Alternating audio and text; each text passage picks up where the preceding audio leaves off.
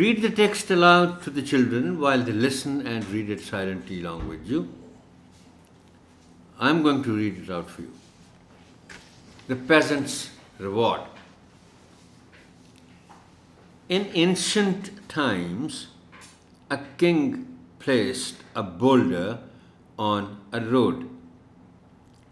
Then he hid himself and watched to see if anyone would remove the huge rock. Some of the king's wealthiest merchants and courtiers came by and simply walked around it. Many loudly blamed the king for not keeping the roads clear. But no one did anything about getting the stone out of the way. Then a peasant came along carrying a load of vegetables. Upon approaching the boulder, the peasant laid down his burden and tried to move the stone to the side of the road.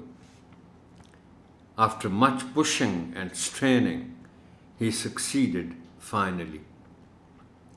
After the peasant picked up his load of vegetables, he noticed a purse lying on the road where the boulder had been.